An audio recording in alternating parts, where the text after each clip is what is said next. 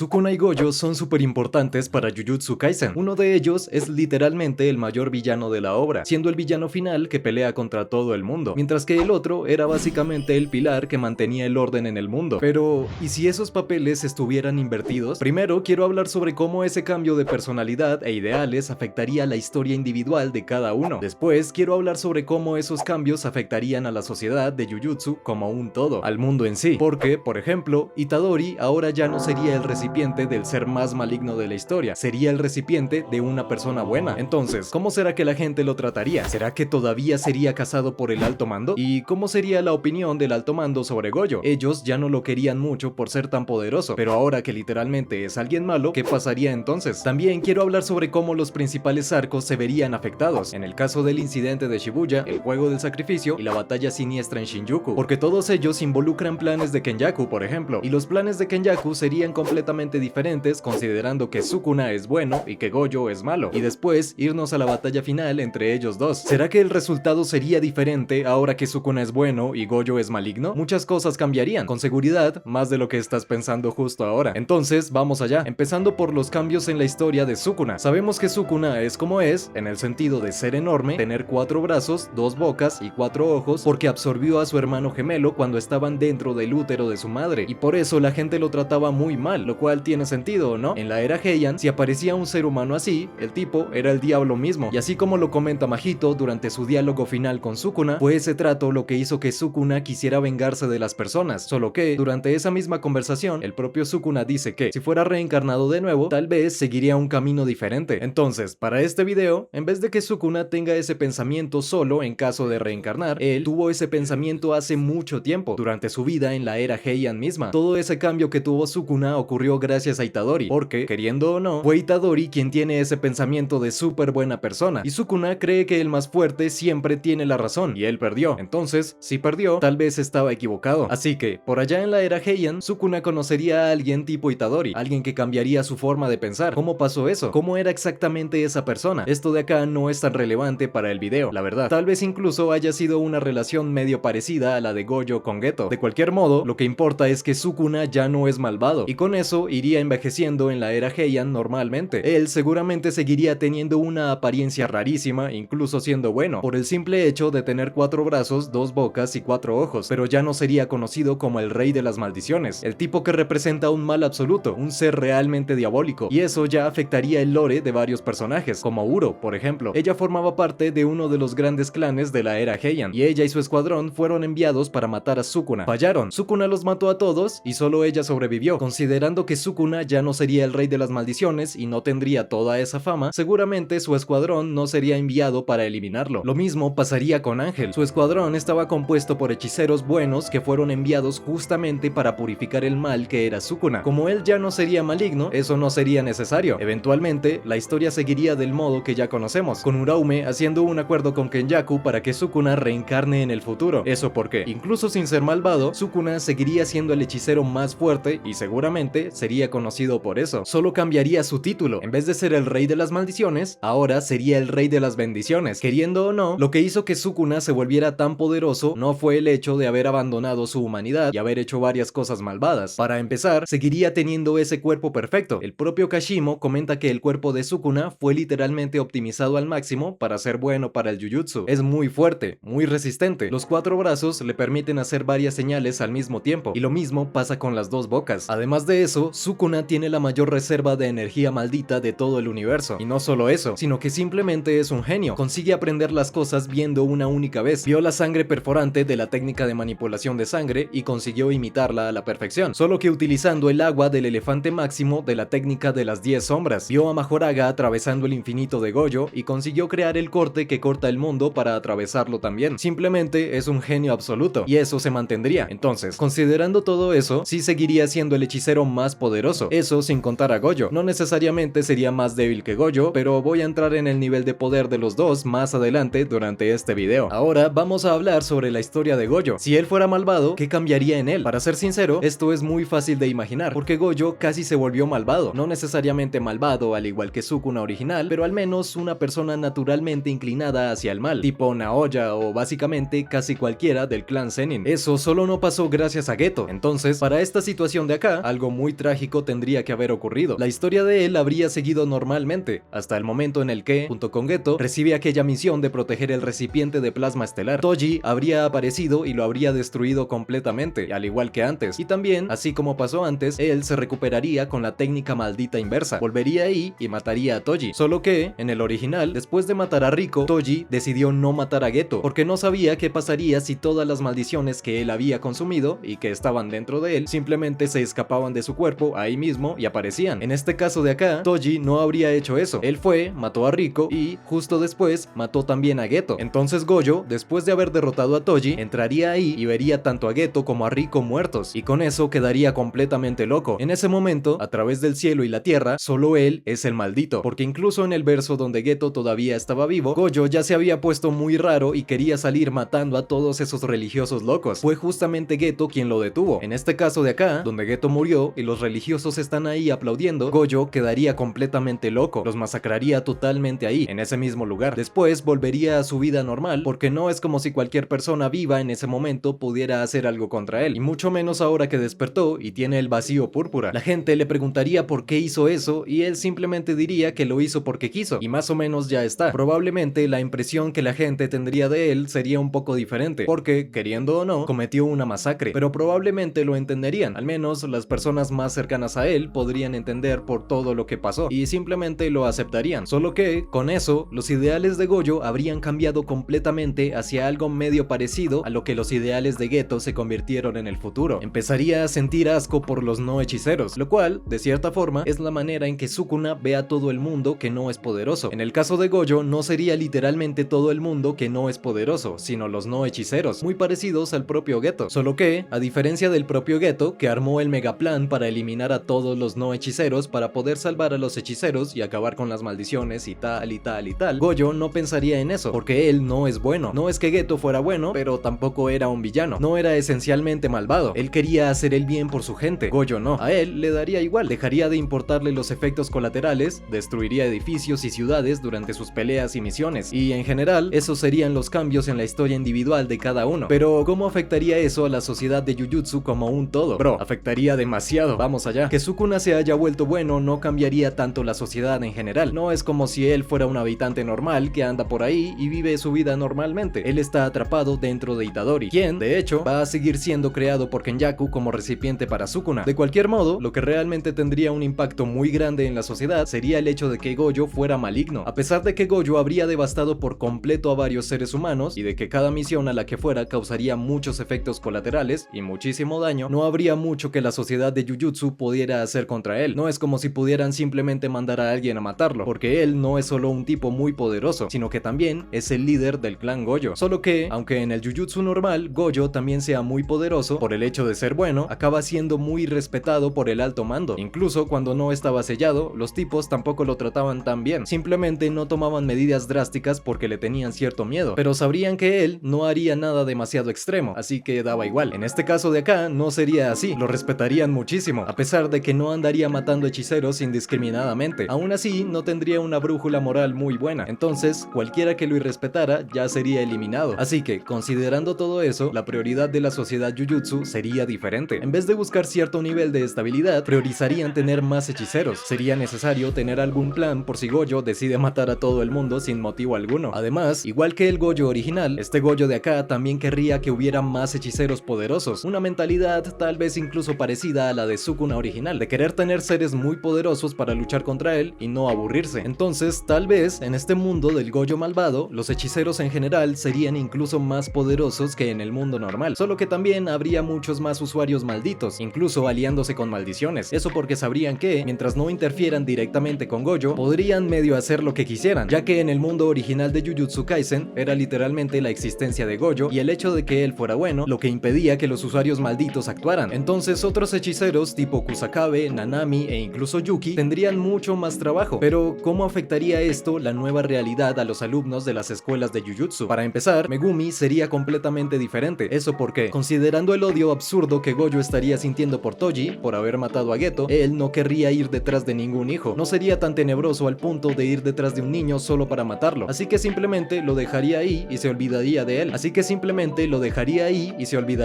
Y con eso Megumi sería adoptado y criado por el clan Zenin, y como tiene la técnica de las 10 sombras, sería muy bien tratado, incluso mejor tratado que el propio Naoya, y en esta realidad Naoya se volvería un personaje completamente secundario y ya está, Megumi lo opacaría por completo. Eso porque, considerando que Gojo es súper maligno y en general una amenaza, además de que el clan Gojo es rival del clan Zenin, Megumi con la técnica de las 10 sombras es un potencial rival para Gojo, alguien que podría llegar al mismo nivel de poder que él e impedirlo, porque en el pasado, hace 400 años, el líder del clan Zenin que tenía la técnica de las 10 sombras luchó contra el líder del clan Gojo que tenía los 6 ojos y el ilimitado, al igual que Satoru, y durante ese combate ambos murieron. Entonces el clan Zenin vería a Megumi como una posibilidad de rivalizar contra Gojo. Con eso, él recibiría el mejor tratamiento de todos. Todo lo relacionado con su hermana no pasaría, simplemente agarrarían y le pagarían una universidad o algo así para que ella tuviera una vida normal. Entonces Megumi no tendría toda esa personalidad depresiva que tiene y seguramente sería mucho más arrogante, algo tipo Naoya. Si le quitas completamente todo el odio hacia las mujeres que tiene Naoya, claro, agarras solo la arrogancia y el ego que tiene Naoya, y sería más o menos eso lo que Megumi sería. Entonces, ok, eventualmente Gojo encontraría a Yuta y esa parte seguiría normalmente. La diferencia es que, como ahora todo el mundo respeta y teme a Gojo mucho más de lo normal, el alto mando de Jujutsu no tendría ningún odio contra Yuta, ni querría matarlo ni nada por el estilo. Después pasaría un poco más de tiempo hasta el momento en que Itadori estaba en la escuela y tuvo que comerse uno de los dedos de Sukuna para lidiar con toda esa situación. Las cosas serían un poco diferentes por el cambio que hubo en la historia de Megumi, pero al final los resultados serían los mismos. Itadori se comería el dedo de Sukuna, Sukuna lo poseería, mataría a las maldiciones, Gojo aparecería y ya está. En este caso, como Sukuna es bueno, no atacaría inmediatamente a Gojo ni nada por el estilo. Tampoco se arrancaría la camisa ni se preguntaría dónde están las mujeres y los niños para matar. Simplemente ayudaría a Itadori y después le devolvería el cuerpo. Pero aún así Gojo pondría a Itadori como estudiante del Colegio Técnico de Magia Metropolitana de Tokio. Eso porque, aunque Sukuna no fuera conocido como el rey de las maldiciones, seguiría siendo conocido como el hechicero más poderoso de la historia. Entonces Gojo tendría interés en que Sukuna recuperara todos sus dedos y peleara contra él. De la misma forma que Sukuna salía desafiando a todo el mundo que era poderoso simplemente por el gusto de luchar. Incluso Gojo, cuando era bueno, ya tenía ese gusto por el combate. Así que imagínate ahora en esta realidad donde es maligno y está súper aburrido. Y bueno, ¿será que el hecho de que Gojo sea malvado influiría en la actitud y el pensamiento general de los estudiantes de la escuela? La respuesta es que no, porque a pesar de que Gojo es el responsable de traer a varios alumnos a la escuela y enseñar una cosa aquí y una cosa allá, probablemente no sería uno de los profesores. Tal vez tomaría tiempo para enseñarle algunas cosas a Itadori, por ejemplo, igual que hace en Jujutsu Kaisen, pero en general no le gustaría ser profesor. Y considerando que Gojo ya no es un profesor que está ahí constantemente vigilando a los alumnos, ¿cómo sería que la sociedad de Jujutsu viera a Itadori? Y bueno, acá, independientemente de la situación, no le harían nada, porque, como ya dije, le tendrían mucho miedo a Gojo, y Gojo fue quien lo trajo. Pero incluso si él no estuviera de ninguna manera relacionado con Gojo, aún así nadie le haría nada. Eso porque, en esta realidad, Sukuna no es alguien malvado, no es el rey de las maldiciones, así que no hay razón para temerle ni querer matarlo. El motivo por el que el alto mando quería eliminar a Itadori era porque tenían miedo de que Sukuna poseyera su cuerpo e hiciera una estupidez. En este caso, ese miedo no existiría, todo lo contrario, ellos querrían fortalecer a Itadori y conseguir la mayor cantidad posible de dedos de Sukuna para hacer que recuperara todo su poder. Eso porque Sukuna sería conocido como un símbolo de bondad, alguien que, en medio de la era Heian, que estaba llena de guerras y conflictos entre clanes, era un tipo súper bueno y que ni siquiera mataba a otros. Entonces, si recuperaba todo su poder, tal vez sería alguien capaz de detener a Gojo. Así que el alto mando de Jujutsu acabaría pegándose a Itadori y viéndolo como su mayor esperanza. Y tal vez muchas personas ni siquiera supieran que Itadori era el recipiente de Sukuna. Eso porque él solo se volvió súper famoso porque Sukuna era el rey de las maldiciones y él era el recipiente de este tipo. Pero el mal absoluto tiene mucho más impacto que el bien absoluto. Y bueno, ese sería el punto en el que Sukuna de verdad empezaría a entrar en juego. No necesariamente porque vea que Gojo es una amenaza, sino simplemente por ser bueno y querer ayudar a Itadori, porque vería que él también es bueno. Empezaría a enseñarle a Itadori todo lo que sabe de Jujutsu, no solo cosas generales, tipo la expansión de dominio, control de energía maldita, técnica maldita inversa y ese tipo de cosas, sino que también, sabiendo que Itadori iba a heredar su técnica maldita, igual que pasó originalmente en la serie normal, le enseñaría esa técnica a Itadori, y también evitaría al máximo tomar el control de su cuerpo, pero aún así lo tomaría de vez en cuando